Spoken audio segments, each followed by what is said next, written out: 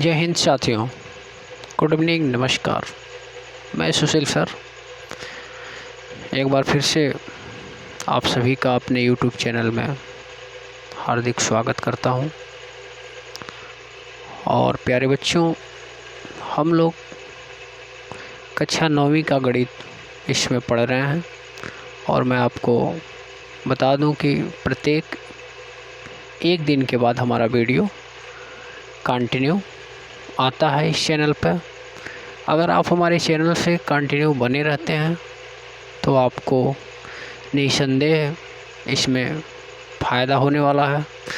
और इस समय आप सभी को पता है कि पूरा विश्व महामारी के दौर से गुज़र रहा है और इसमें आपको सुनहरा अवसर है घर पर मोबाइल से पढ़ने के लिए।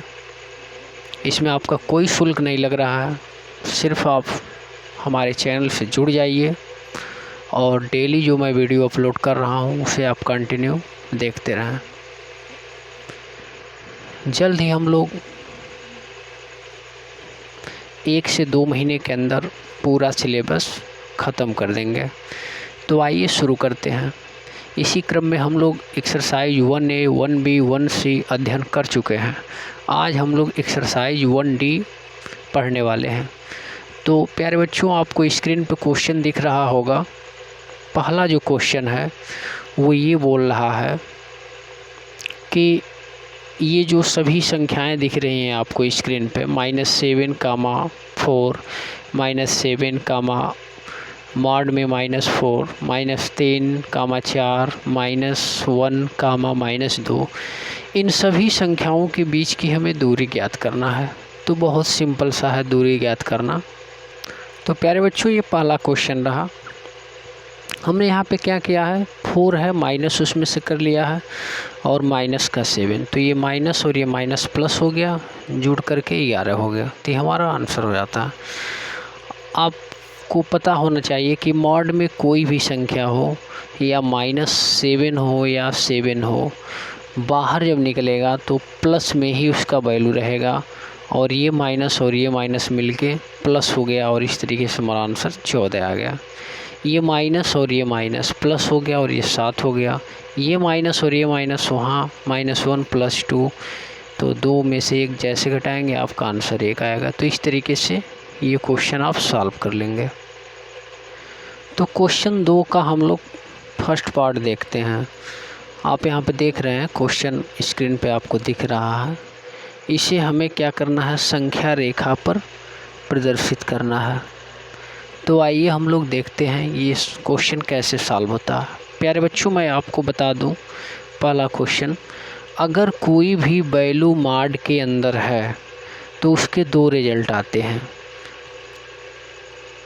एक तो प्लस में आ सकता है x और एक माइनस में आ सकता है x। ये कब होता है, अगर मान लीजिए अगर यहाँ पे x के जगह प्लस में x है या यहाँ पे जो x के जगह है माइनस में x है, तो हमेशा जब इससे अंदर से बाहर आएगा तो हमारा रिजल्ट प्लस में ही आता है, अर्थात प्लस का ही x होगा। तो इसी कॉन्सेप्ट का मैं फॉलो यहाँ पे करूँगा। अगर सपोज दैट -x <3, मान लीजिए अगर मॉड्यूलस ऑफ x के 2 रिजल्ट होते हैं और 2 रिजल्ट आप कह सकते हैं, मान लीजिए अगर यहाँ पे प्लस का x हो तो प्लस में आएगा, अगर माइनस का x हो तभी प्लस में ही आएगा। तो अगर हम -x <3 करते हैं तो क्या बनता है रिजल्ट यहाँ पे, इसके सहायता से -x <3 या हम लिख सकते हैं कामा लगा के x <3। तो इम्प्लाई दैट जैसे कर देंगे तो हमें क्या मिलेगा, x <-3 और x <3। तो इसका जो ग्राफ होगा, आप यहाँ से 0 से स्टार्ट करेंगे, 1 2 3 4, -1 -2 -3 -4। तो ये क्या बोल रहा है, क्या निष्कर्ष निकल रहा है? मतलब जो x का जो मान होगा वह 3 और -3 के बीच में होगा। एक बात आप रखेंगे कि ये जो हमने गोला किया है इसे आप पूर्ण रूप से भरेंगे नहीं, ऐसे ही आप इसे छोड़ दीजिएगा। इसका मतलब ये होता है कि जो x का मान होगा मॉड में, इसका इस सवाल की हम बात कर रहे हैं, वह 3 और -3 के बीच में होगा। तो इस सवाल के लिए ग्राफ आपका यही बनेगा। तो यह है आपका आंसर है। क्वेश्चन नंबर 2 में आप देख सकते हैं मॉड x = √2 दिया है। तो जाहिर सी बात है अगर x का मान 0 से छोटा होगा तो -x बराबर करली में 2 होगा, इम्प्लाई दैट x बराबर -√2 आ जाएगा। अगर x का मान 0 से बड़ा होगा तो फर्दर x = √2 आ जाएगा। तो इसका जो वैल्यू होगा, ये जो बराबर का कंडीशन होता है, तो इस बराबर के कंडीशन में आप ये जो गोला दिखाएंगे उस गोले को आप पूरा एकदम भर देंगे, इधर करड़ी में 2 और माइनस करड़ी में 2, अर्थात इसी के बीच में इसका वैल्यू होगा। तो ये आपका आंसर है। अगला सवाल कितना सिंपल है, ये क्वेश्चन है आपके सामने, क्रॉस मल्टीप्लाई कर दीजिए तो मॉड x का मान 12 हो जाएगा। तो आपको मैं अभी पिछले सवाल में बताया हूँ, इसके अंदर की जो वैल्यू होती है वह या तो ऋण हो सकती है या तो धन हो सकती है, यह जैसा कि हमने बताया। तो इसका मान 12 से कम यानी 12 +12 और -12 के बीच में होगा। तो इसके लिए ये आपका ग्राफ बनेगा। इस तरीके से इस क्वेश्चन को आप सॉल्व करेंगे। दूसरे का जो चौथा पार्ट है उसे आप देख सकते हैं। ये क्वेश्चन बोल रहा है 1 < x < 2। तो अगर हम मान लेते हैं कि x < 0 है, 0 से छोटा है x का मान, तो निगेटिव में आएगा x। तो 1 और -x < 2 ये हो हमारा बनेगा। और दूसरा कंडीशन ये हो सकता है x > 0। अगर x का मान 0 से बड़ा है तो पॉजिटिव होगा x का मान। तो 1 < x < 2, अर्थात इसका जो वैल्यू होगा वह 0 से बड़ा 1 2 पर और 0 से छोटा -1 और -2 पर।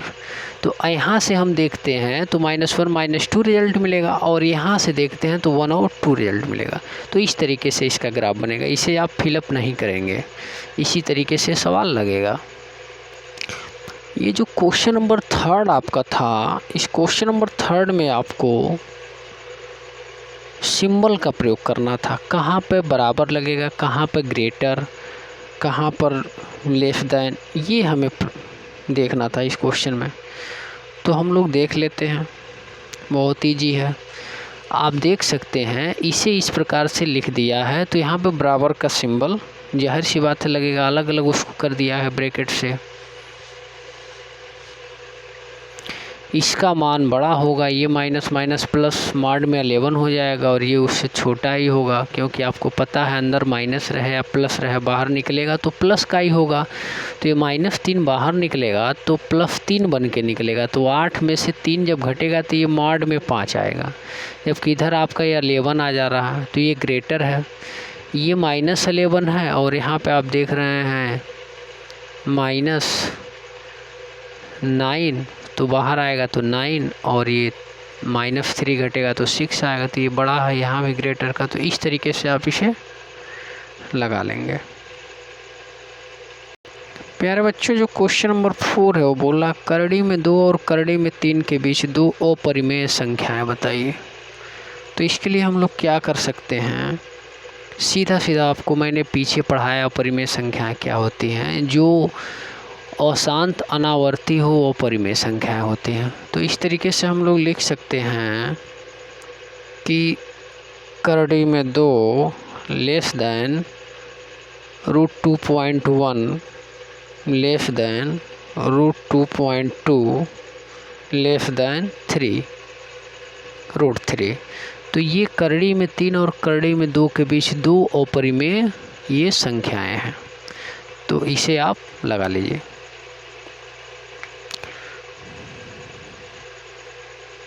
जो क्वेश्चन नंबर 4 है उसमें ये बोला है करड़ी में 2 और 2.5 के बीच 2 अपरिमेय संख्या है। तो हमने क्या किया, 2 और 2.5 का रूट में लेकर के मल्टीप्लाई कर दिया, तो करड़ी में 5 आ गया।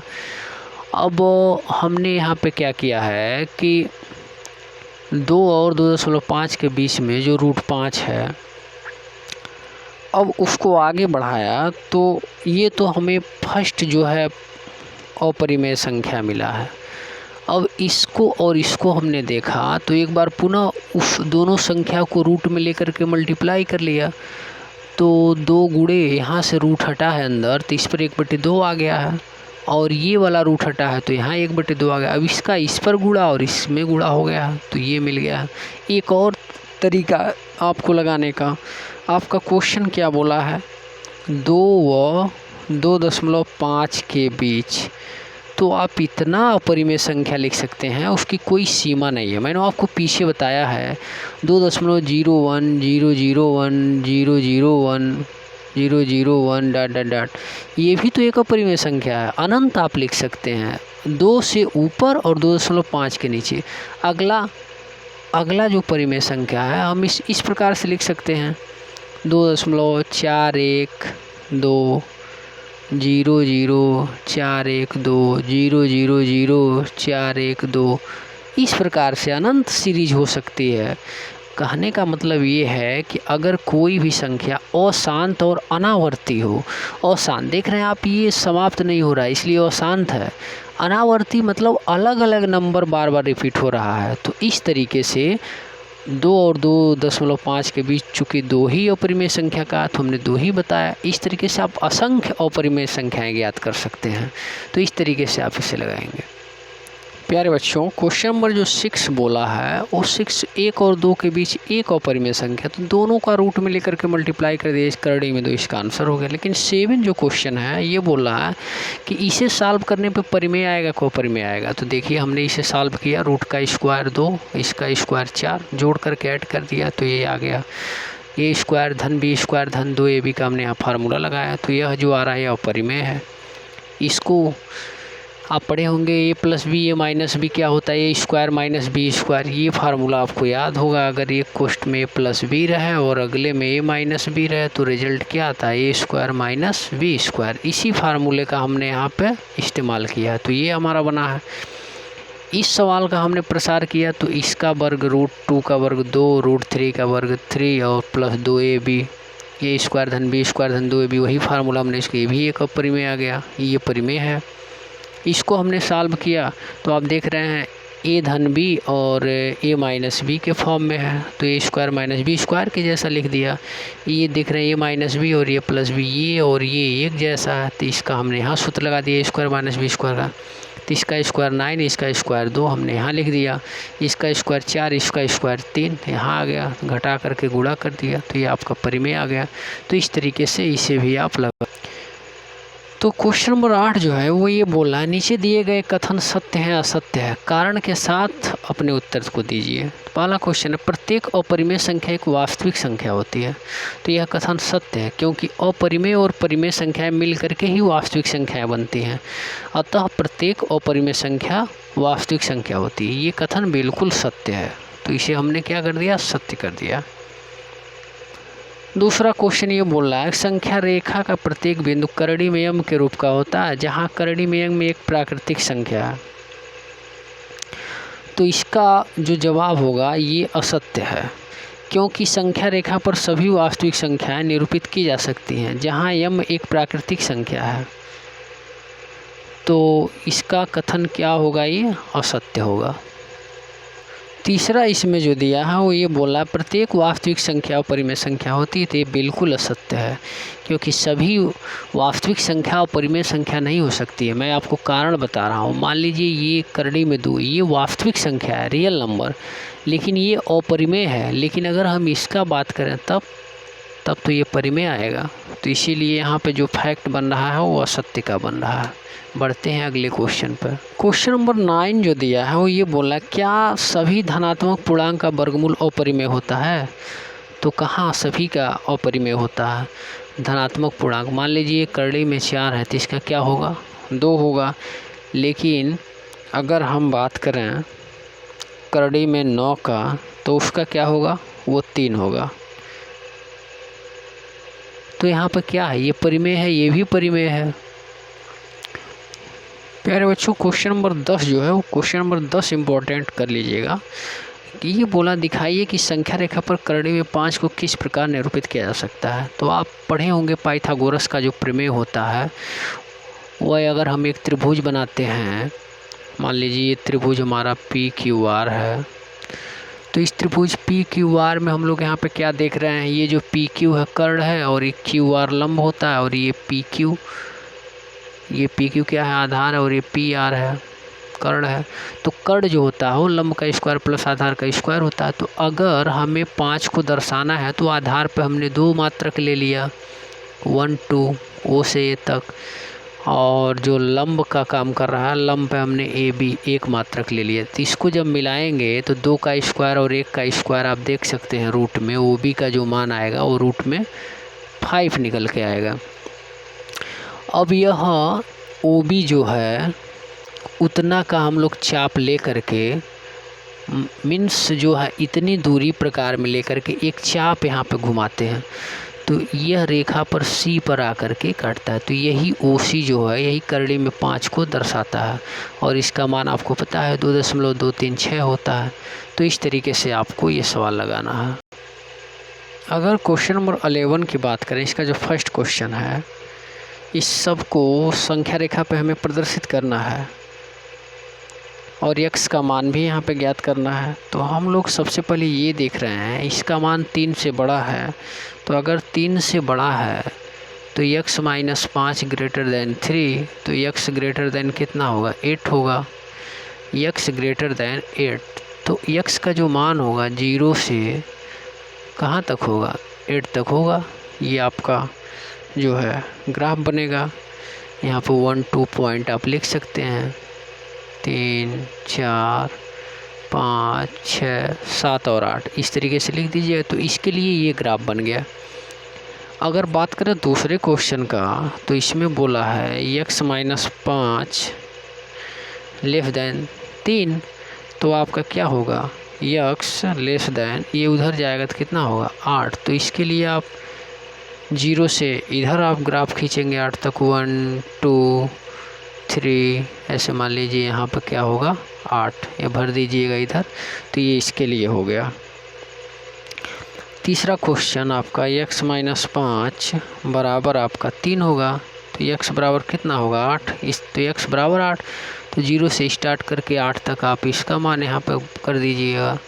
तो ये इसके लिए हो जाएगा 1 2 3 4 5 6 7 8 दर्शा सकते हैं। अगला जो क्वेश्चन है फोर्थ, वह x लेस दैन इक्वल 5, अर्थात जो x होगा वो 5 से छोटा होगा और 5 के बराबर होगा। तो अगर 5 से छोटा है तो माइनस में है, -1 -2 -3 -4 -5, और उधर कहाँ 1 2 3 4 5, उधर 5 तक, इधर -5 तक। तो इस तरीके से आपको इसे संख्या रेखा पर प्रदर्शित करना है। क्वेश्चन नंबर जो 12 है उसमें ये बोला है कि 2 धन करड़ी में 3 एक अपरिमेय संख्या है। ऐसा क्वेश्चन आप पीछे मैं आपको बता चुका हूँ, तो एक बार पुनः मैं रिपीट कर दे रहा हूँ कि इसमें आप मान लेंगे कि माना 2 धन करड़ी में 3 बराबर एक r, और r एक क्या है, परिमेय संख्या है। दोनों पक्षों का स्क्वायर करेंगे तो स्क्वायर करने के बाद 7 + 4√3 इक्वल टू r स्क्वायर आएगा। तो r square minus 7 equal to 4√3, तो √3 की वैल्यू ये आ गई, r स्क्वायर -7। तो ये आप देख रहे हैं ये रेशनल नंबर है, लेकिन ये क्या है, इरेशनल नंबर है। तो आपको पता है कि जब करड़ी में 3 एक अपरिमेय संख्या है और यह परिमेय संख्या है तो कभी भी परिमेय संख्या अपरिमेय संख्या के बराबर नहीं होती है। अतः यह 2 धन करड़ी में 3 ये क्या होगा, एक अपरिमेय संख्या होगा। तो ये रहा इसका solution. Question number 13 same process question number 12 जैसा है, आप इसे समझ सकते हैं। हमने दोनों तरफ स्क्वायर कर दिया और मान लिया है यह एक r के बराबर है और r को हमने क्या किया, परिमेय संख्या। तो ये जो रिजल्ट आया ये क्या आ जाएगा, कड़ी में 3 माइनस 1 एक अपरिमेय संख्या, बिल्कुल एकदम क्वेश्चन नंबर 12 जैसा। यहाँ पर हमने क्या कर दिया है प्यारे बच्चों, यहाँ माइनस निकाल करके ये माइनस माइनस हटा दिया है तो 4 माइनस आर स्क्वायर हो गया। तो √3 का मान 4 माइनस आर स्क्वायर बाई 2 हो गया। तो ये रहा इसका सॉल्यूशन। क्वेश्चन नंबर 14 बोला है कि a माइनस बी का होल स्क्वायर जो है a square minus 2a plus B square के प्रयोग से mod a minus mod b का होल स्क्वायर का प्रसार कीजिए और दिखाइए कि प्रत्येक दो परिमेय संख्याओं a और b के लिए 2 module a module b less than equal a square plus B square है। इस संबंध में समता चिन्ह कब आएगा? तो आपको क्या करना है, पहले इस सवाल में मॉड्यूल ए मॉड्यूल बी का होल स्क्वायर जो है ग्रेटर देन और इक्वल 0 से बड़ा शो करना है। कंडीशन में इसका एक्सपेंड करेंगे तो ये मिलेगा। प्रसार करने पर अगर ये मिल गया तो आपको क्या करना है, इन दोनों को बराबर के उधर करिए तो less than equal minus sign आ जाएगा, माइनस माइनस हट जाएगा। तो इसका मान आ गया 2 module A module B less than और equal module A square plus module B square. अगर हम लोग इसे 0 के बराबर लेते हैं तब हमारा रिजल्ट ये होता है। तो ये मॉड्यूल ए बराबर मॉड्यूल बी हो जाता है। क्वेश्चन नंबर 15 है, इसे आपको दिखाना है ये जो है अपरिमेय संख्या है। तो सेम प्रोसेस जैसा आप लगाते आ रहे हैं, आप इसे क्या मान लीजिए √5 minus √3 equal to R, where R is a rational number. तो बोथ साइड स्क्वायरिंग भी गेट, तो आपको रिजल्ट आ जाएगा -2 √15 equal to R square minus 8 का। तो माइनस उधर से कॉमन करके माइनस माइनस सिंबल हमने हटा दिया तो √15 equal to 8 minus R square by 2। तो सिंस जैसा कि आप जानते हैं √5 माइनस √3 ये इरेशनल नंबर है, बिकॉज क्योंकि 8 minus R square by 2 is a rational number equal of, चूँकि not equal of √15 irrational number. इसका मतलब ये है कि ये जो है ये परिमेय संख्या है और ये अपरिमेय संख्या है। परिमेय संख्या अपरिमेय संख्या के बराबर होती नहीं है, अतः करड़ी में 5 माइनस करड़ी में 3 क्या है, एक अपरिमेय संख्या है। क्वेश्चन नंबर 16 ये है कि करड़ी में 5 और करड़ी में 7 का जो मान है दशमलव के 2 स्थान तक शुद्ध ज्ञात करना है। तो करड़ी में 5 का मान 2.236 होता है तो लगभग हुआ 2.24। करड़ी में 7 का मान 2.645 होता है और ये हो जाएगा लगभग 2.64। वर्गमूल आपको निकालने आता है, आप उसे अच्छे तरीके से निकाल लीजिएगा। ये जो 17 नंबर क्वेश्चन है काफ़ी ईजी है, ऐसा आप क्वेश्चन पीछे पढ़ चुके हैं। कह रहा है करड़ी में 2 को संख्या रेखा पर निरूपित कीजिए। तो हमने OA एक दूरी ले लिया और AB एक दूरी ले लिया, दोनों का स्क्वायर रूट निकाला हमने। तो हमें जो मिला है ये OB का वैल्यू ये √2, ये चूँकि OB कर्ड है, आधार का स्क्वायर लंब का स्क्वायर इस तरीके से हमने निकाल लिया और OB डिस्टेंस लेकर के एक चाप काट दिया जो रेखा को P पे आके मिलता है। तो यह OB जो दूरी है यह OP के बराबर होगी और OP का मान हुआ 1.414 और यह P बिंदु जो है संख्या रेखा पे करड़ी में 2 को प्रदर्शित कर रहा है। क्वेश्चन नंबर 18 जो बोल रहा है ये कह रहा है कि इसको दिखाइए ³ ये क्या है, अपरिमेय संख्या है। परिमेय संख्या नहीं है, मीन्स क्या, अपरिमेय संख्या है।